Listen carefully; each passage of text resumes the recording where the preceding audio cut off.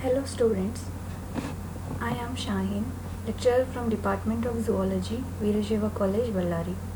As we were discussing about the comparative anatomy in vertebrates in different aspects such as digestive system, heart and aortic arches. Today here I am explaining about the comparative anatomy of brain in different vertebrates. We are taking the same example as of before. So let us move on. So before actually studying the comparative anatomy of brain in different vertebrates, let us study how the brain has evolved from the embryonic stages. So let us read the development and differentiation of brain in vertebrates, and later on let us see the comparisons between the brains of different vertebrates. So brain, usually we know all the organs, they have got its own derivation from any of the three germ layers. So for example, heart, it is the derivation of the mesodermal tissue or mesoderm. So basically vertebrates, they have all got three primary germ layers, that is ectoderm, endoderm and mesoderm. So from these three germ layers, in each of the organ, all of the organs, they get derived irrespective of the layers. So here brain is the derivation of ectodermal tissue or simply ectoderm. So here it is mentioned the entire nervous system arises from the ectoderm. So from the ectoderm it undergoes further development. So ectoderm, basically it may have the specialized cells called nerve cells or neuronal cells. These neuronal cells are simply ectodermal cells. They undergo invagination and they form a plate-like structure called neural plate. Here you can see the three germ layers. So ectoderm is going to derive into the neural plate. So this neural plate undergoes the formation of a groove-like structure. Here you can see in the next image. So here it undergoes the formation of neural groove. So here neural plate itself, it is forming a groove-like structure. It means complete invagination of the ectodermal tissue or neural plate, forming neural groove. So this neural groove now forms a neural tube-like structure, inside which the notochord is seen or notochord passes. So this is the neural tube, and the central one, it is called as notochord. So this neural tube now undergoes the formation of the actual brain. So earlier, during the embryonic development, this is how the neural tube or the further brain development takes place right from the ectodermal cells. So hope you understood this transformation. Now let us see what actually this neural tube now undergoes or now it forms the further development. So here we are going to study the development and differentiation of primary brain vesicles and their cavities. So vesicles, in the sense, here neural tube undergoes into the formation of parts of the brain. So here we call it as primary brain vesicles. So these primary brain vesicles later give rise to the secondary brain vesicles. So here the anterior part of neural tube, it undergoes slightly swollen shaped structure, or it gets swollen slightly, which initially they differentiated into three primary vesicles of the brain. So here the primary vesicles of the brain, they form prosencephalon at the anterior part, that is, hence it is called as forebrain. So next it forms mesencephalon, which is also called as midbrain, and the last one it forms rhombencephalon, which we call it as hindbrain. So these are the primary brain vesicles. Here I'll show you the structure. So here we can see this is the neural tube. So at the anterior region it is getting differentiated into three parts, that is anterior prosencephalon, middle mesencephalon and the last one, that is rhombencephalon. These three are the primary brain vesicles, and the later part, that is the later part of the rhombencephalon, it continues as the neural tube which forms the spinal cord. So the anterior part of the brain from neural tube, which is being derived into three parts of the brain, it is actually called as encephalon generally. So this encephalon, it undergoes the three divisions of the brain. So forebrain, midbrain and hindbrain. You remember these terms, they are very helpful. So now, as these are primary brain vesicles, these now give rise to the secondary brain vesicle. So let us see how these are getting differentiated. Now the prosencephalon, that is forebrain, it is getting divided into two parts again, that is anterior telencephalon and posterior diencephalon. You can see here, this is telencephalon and this is diencephalon, which forms the prosencephalon, that is forebrain. The mesencephalon, it remains as it is, there is no further division, hence it is also called as midbrain. With there are no other secondary vesicles we can see. Whereas the last part of the encephalon, that is rhombencephalon, it gets divided into the anterior metencephalon and the posterior myelencephalon. So these two parts, they comprises the hindbrain or rhombencephalon. So these after the rhombencephalon, that is hindbrain, the neural tube continues as spinal cord. So these were the differences what we can see.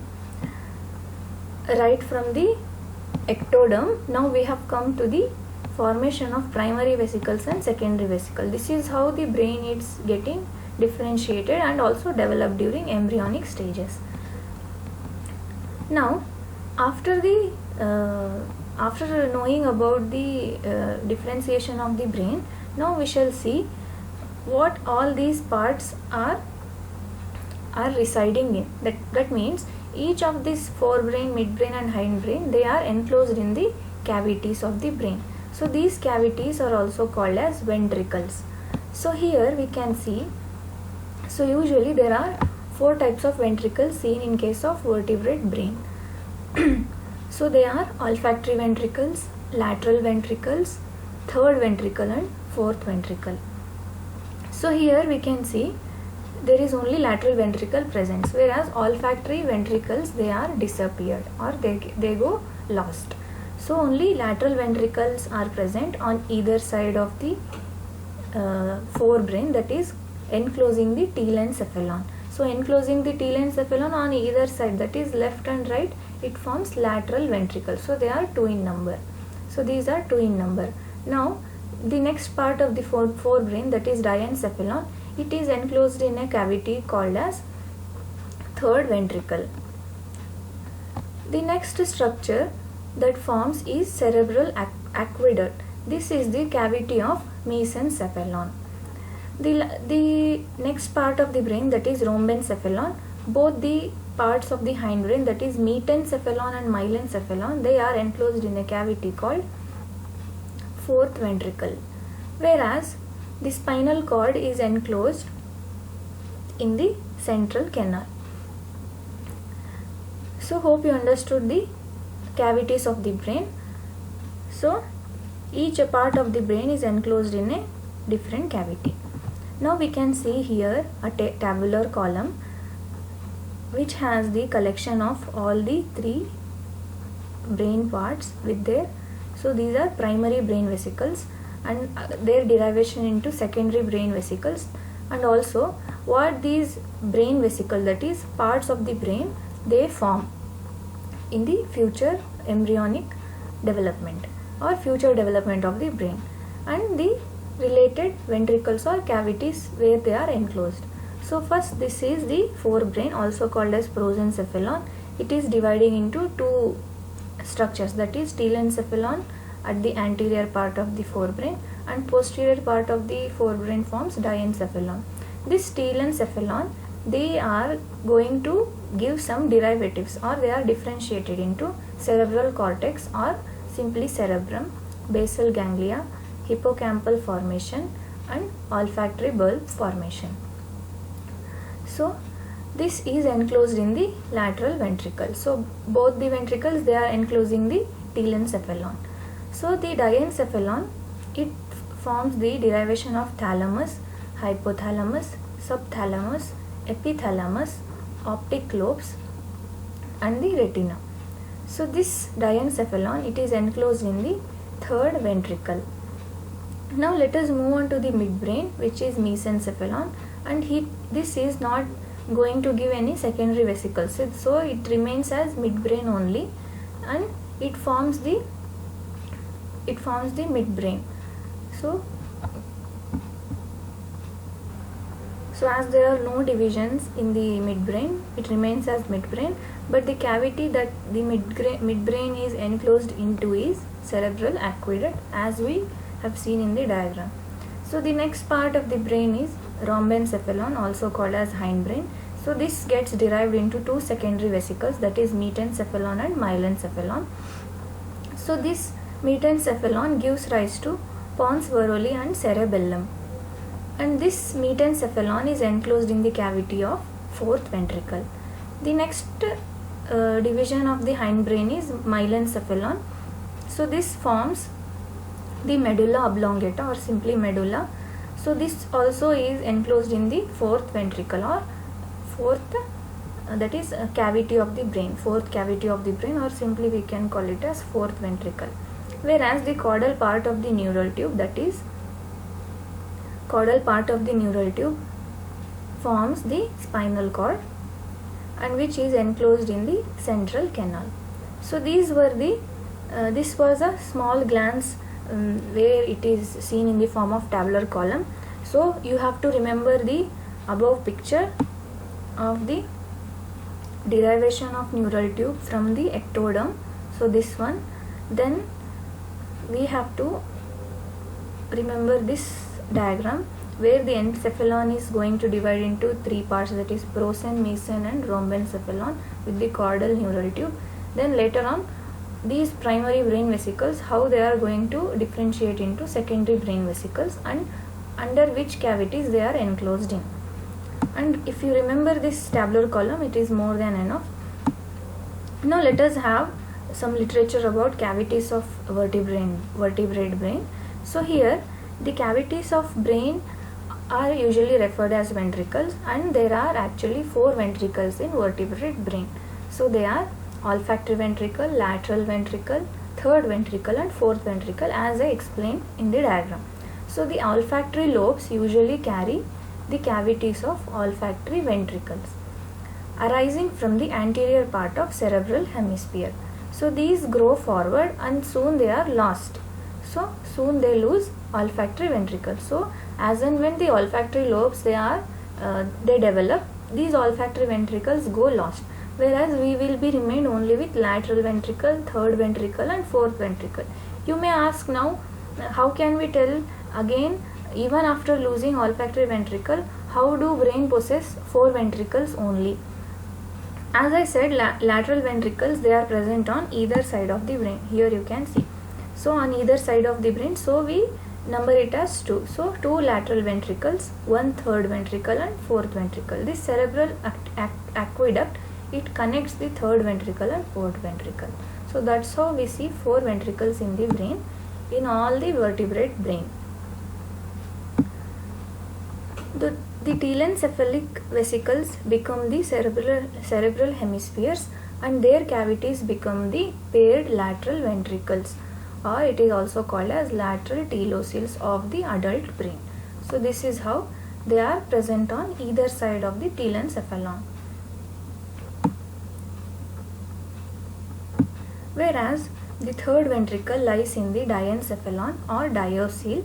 Later, in the development of lateral walls of diencephalon, which greatly become thickened to form the thalamus, thus reducing the size and changing the shape of the diocele, which is known in adult anatomy as the third brain ventricle. So third brain ventricle, it is also called as diocele, whereas lateral ventricles, they are also called as telocele. So that's how they are named. So synonymous names you have to remember, so that it will be helpful to you to read in any kind of textbooks. The next ventricle, that is fourth ventricle, lies in metencephalon, also the myelencephalon. So fourth ventricle, it surrounds both the parts of the rhombencephalon, that is hindbrain. The both parts of the rhombencephalon is metencephalon and myelencephalon. So the anterior part of the fourth ventricle is known as metacele. That means it is enclosing the cavity. That means it is enclosing the part of rhombencephalon, that is metencephalon. That's why it is metacele. And the posterior one is myelocele, as myelencephalon is enclosed in the cavity. So that's how the ventricles are named. So here is the diagram, so that you will have a clear picture of how brain is going to divide, that is how the neural tube is going to differentiate. That is, at the right side of the screen you can see the primary brain vesicles. At the first one, that is anterior one, forms prosencephalon, mesencephalon and rhombencephalon, and on the left side of the screen you can see the primary brain vesicles, which are going to divide into secondary brain vesicles. So at the left side you can see secondary brain vesicles, and on the right side you can see the primary brain vesicles. So this gives you clear picture. Hope you remember this. So along with this, you remember the cavities of the brain, that is the ventricles. So in the next video I'll explain you about the comparisons of brain in different vertebrates. Thank you.